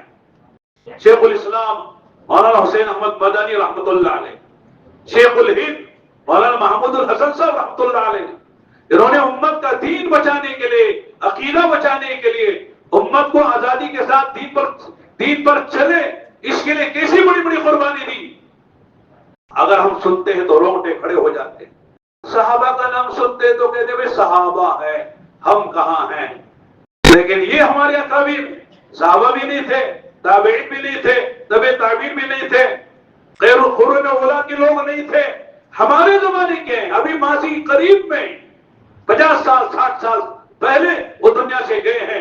کیسی کیسی قربانیاں دی ہیں, کیسی کیسی قربانیاں دی ہیں. مالٹا کی جیل میں 3 سال 7 مہینے رہے ہیں. کتنے مہینے؟ 3 سال 7 مہینے رہے. 2 سال کہتے اندھیری کوٹری میں ان کو رکھا گیا تھا. پھر 1 سال 7 مہینے ذرا اجالے کی کوٹری میں لے کر گئے, اور پھر وہاں اہل باطل نے ان کے کمرے میں ناگ سانپ کو چھوڑ دیا. ناگ سانپ بولے تو ڈر لگتا ہے کہ نہیں؟ اگر یہاں ایک سانپ آ جائے بیٹھیں گے ہم لوگ, سب کھڑے ہو جائیں گے. ایک سانپ برداشت نہیں, ناگ سانپ موٹا سا چھوڑ دیا. مولانا شیخ الاسلام حسین احمد مدنی رحمۃ اللہ علیہ نے رات میں دیکھا تہجد کے وقت میں کہ سانپ آ گیا ہے. ڈر تو لگتا ہے. حضرت صدیق اکبر نے جب غار ثور میں دیکھا کہ دشمن اوپر آ کے کھڑا ہو گیا ہے, ڈر لگا. اللہ کے نبی سے کیا کہا تھا؟ اللہ کے نبی دشمن سر پہ آ گیا ہے, خدا نہ خواستہ پیروں پر نگاہ ڈالے گا تو نظر آ جائیں گے. کیا ہوگا؟ اپنے بارے میں خوف نہیں ہے, نبی کے بارے میں. نبی نہیں ہوں گے تو کیا ہوگا؟ دعوت کا کیا ہوگا؟ دین کا کیا ہوگا؟ اسلام و ایمان کا کیا ہوگا؟ انسانیت کا کیا ہوگا؟ آقا نے سو فرمایا تھا. کیا فرمایا؟ یا ابا بکر, یا ابا بکر ما ظنک باثنین اللہ ثالثہما. اے ابو بکر, ان 2 کے بارے میں تمہارا کیا خیال ہے ان کا تیسرا اللہ ہے. کیا کریں گے یہ اللہ کے حکم, اللہ کی مشیت ارادے کے بغیر کوئی کچھ کر نہیں سکتا ہے. ڈرنے کی کیا بات ہے؟ تو حضرت مولانا شیخ الہند رحمۃ اللہ علیہ نے کیا جواب دیا ہے؟ کیا ایمان تھا ان لوگوں کا. چلے گئے, حسین احمد سام بھی مخلوق ہے, ہم بھی مخلوق ہیں, ہم بھی کچھ نہیں کر سکتے اس کے ارادے کے بغیر, یہ بھی کچھ نہیں کر سکتا. اپنی نماز پڑھی, تہجد کی, تہجد کے بعد لا الہ الا اللہ کی ضربیں لگائی. لا الہ الا اللہ, لا الہ الا اللہ لگا دے نا اللہ والے, زور زور سے ذکر جہری. تو کہتے ہیں جب حضرت لا الہ الا اللہ کی ضربیں لگاتے تھے اور سر ہلاتے تھے, وہ سام بھی اپنا سر اٹھا کے زمین پہ مارتا تھا, وہ کہ وہ بھی ضربیں لگا رہا ہے. کیا اللہ کا نظام ہے. جب حضرت کا ذکر ختم ہوا, یہ بھی اس کمرے سے باہر چلا گیا. سوچ رہے تھے انگریز کہ صاحب حضرت کو سامنے ڈس لیا ہوگا اور حضرت کا جنازہ ہی ملے گا. دیکھو حضرت آرام سے مصلی پہ بیٹھے ہوئے ہیں. یہ ہمارے اکابر ہیں, انہوں نے اللہ کے دین کے لیے, امت کی دین کی حفاظت کے لیے, امت غلامی سے نکلے, کیسی بڑی بڑی قربانیاں دی ہیں. میں اس لیے عرض کر رہا ہوں کہ جب صحابہ کے واقعات آتے ہیں تو ہمارا ذہن یوں چلا جاتا ہے وہ تو صحابہ تھے بھی, ہم کہاں صحابہ ہیں, ہمارے پاس وہ طاقت قوت کہاں ہے. ہمارے زمانے کے اکابر, ہمارے جو ہمارے ان کو دیکھنے والے آج موجود ہیں. ابو الکلام آزاد, ان کا نام کیا تھا؟ محی الدین تھا. ویسے لوگوں کو نہیں معلوم ہوگا. ابو الکلام آزاد سے مشہور ہے. ابو الکلام کے معنی کلام کے باپ. ان کو فارسی بھی، عربی بھی، اردو بھی عالیشان آتی تھی. بہت ان کی زبان میں بڑی طاقت و قوت تھی، اس لیے ان کو لقب دیا گیا ابو الکلام کا، ورنہ ان کا نام محی الدین تھا. وہ بھی جیل میں گئے، بیوی بیمار ہے. اکثر ہم لوگوں کو عذر ہوتا ہے گھر کا، گھر والی کا. 4 مہینے مولانا گھر والی کی اجازت نہیں ہے، گھر کے حالات درست نہیں ہیں. سنیے ابھی ہمارے حال کے بزرگوں میں ہیں. کیا کہا؟ بیوی بیمار ہو گئی، سب بیمار ہو گئی. اس نے کہا کہ آپ اللہ کے لیے آ کر مجھے مطلب دیکھ کر چلے جا، میں بیمار ہوں، سب بیمار ہوں. ہم ہوتے تو کوئی کوشش کرتے ہیں چلو بیوی لانے کہ ہر آدمی کو اپنی بیوی سے محبت تو ہوتی ہی ہے. اللہ ماشاء اللہ کوئی جاہل ہو، کوئی ظالم ہو، الگ بات ہے، ورنہ ہر آدمی کو بیوی سے محبت. بلکہ میں تو کہتا ہوں مولویوں کو اپنی بیوی سے زیادہ محبت ہوتی ہے، اس لیے وہ جانتا ہے بیوی کا کیا حق ہے. تو حضرت فوراً نہ چلے نہیں آئے، بلکہ خط کا جواب لکھا کہ اللہ کی بندی تو یہ گھر میں بیمار ہے، یہاں پورا ملک بیمار ہے. پورے ملک کو چھوڑ کر جو جا رہا ہے بے دینی کی طرف، غلامی کی طرف، اس کا دین پر چلنا مشکل ہے اور باطل کی طرف چلا جا رہا ہے. اگر ہم محنت نہ کریں گے تو پورا ملک جو ہے یہ بیمار ہے. تو یہ بیمار ہے، بتا تیرا خیال کرو کہ پورے ملک کا خیال کرو. کیا جواب تھا؟ آگے کہتے پھر اس اللہ کی بندی نے دوسرا خط لکھا. یہ خط لکھا کہ ٹھیک ہے میں بھی بیمار ہوں، تم بھی بیمار ہے، لیکن ایک مرتبہ آپ انگریز سے چھٹی لے کر آپ آ جائیں. آپ کہیں گے میری بیوی بیمار ہے تو انگریز چھٹی دے دے گا آپ کو، لہذا دیکھ کر آپ پھر چلے جائیں. بس اتنا اب مجھ پر رحم کر دے، آخری وقت میں دیکھ لیں، ہو سکتا ہے آپ کے آنے سے پہلے میں کہیں مر نہ جاؤں. کہتے ہیں کہ حضرت اس پر تو جانا چاہیے تھا نا، لیکن حضرت نے عجیب جواب دیا. دوسرا جواب دیا کہ ٹھیک ہے تو یہ دیکھنا بھی میرا جی چاہتا ہے، لیکن انگریز سے چھٹی لے کر آنا یہ میرے لیے ذلت کی بات ہے، یہ ذلت میں برداشت نہیں کر سکتا. جس کو ہم ملک سے باہر بھیجنا چاہتے ہیں اس سے چھٹی لیں، یہ ذلت کی بات ہے. آگے لکھا کہ ٹھیک ہے کہ تو اگر خدا نخواستہ اس بیماری میں مر جائے تو ٹھیک ہے، یہاں ملاقات نہیں ہوگی، وہاں ملاقات ہو جائے گی، جہاں ہمیشہ رہنا ہے. جنت میں تو جانا ہے، دنیا میں جنت میں جانے کی تیاری ہی کے لیے تو آئے ہیں. تو لہذا تو مرے گی ایمان کے ساتھ، جنت میں جائے گی، اور میں بھی دین کی خدمت کرتے ہوئے ایمان کے ساتھ مروں گا، میں بھی جنت میں جاؤں گا، وہاں ہمیشہ کی ملاقات ہو جائے گی. حدیث میں آتا ہے جو عورت اپنے شوہر کی خدمت کرتی ہے اور اللہ کی عبادت کرتی ہے، وہ شوہر سے پہلے جنت میں جا کر اپنے شوہر کا استقبال کرے گی. شوہر بعد میں جا رہا، بیوی پہلے سے جا کر وہ استقبال کر رہی ہے. یہ بات عورتوں کو سمجھانے کی ہے. اگر تم نے ہماری نصرت کی، ہماری مدد کی اور ہمارا ساتھ دیا دین کی محنت میں، تو ہم سے پہلے جنت میں جاؤ گی اور ہمارے استقبال کرنے میں جنت میں تم وہاں دروازے پہ کھڑی رہو گی. عورتوں کو سمجھانے کی بات، یہ ہمارے اکابر کی بات اس لیے سنا رہا ہوں، ابھی ماضی قریب کی باتیں ہیں. الحمدللہ دعوت و تبلیغ کی برکت سے بھی ایسی مثالیں پیدا ہو گئی. ایک آدمی جماعت پہ جانا چاہ رہے تھے، بیوی سے پوچھا کہ میں جماعت میں جانا چاہ رہا ہوں، کتنے دن کا تیرے کھانے پینے کا نظام کر دوں. کوئی پوچھتا ہے، ایسا بولتا ہے؟ بہت مشکل ہو جائے گی. اس نے کہا جتنی زندگی ہے اتنی دن کا نظام کر دو، میری جتنی دن کی زندگی ہے اتنی دن کا نظام کر کے چلے جاؤ. انہوں نے کہا اللہ کے بندے مجھے کیا پتا تو کتنی دن زندہ رہے گی، 4 مہینے، سال، 6 مہینے، کتنا زندہ مجھے کیا پتا ہے. اس اللہ کی بندی کا جواب سنیے، یہ ایمان کی بات ہے. حضرت حاجرہ نے کہا تھا نا اذن لا یضیعک اللہ، اگر اللہ کے حکم سے آپ جا رہے تو شوق سے جائیے، اللہ بھی ضائع نہیں کریں گے۔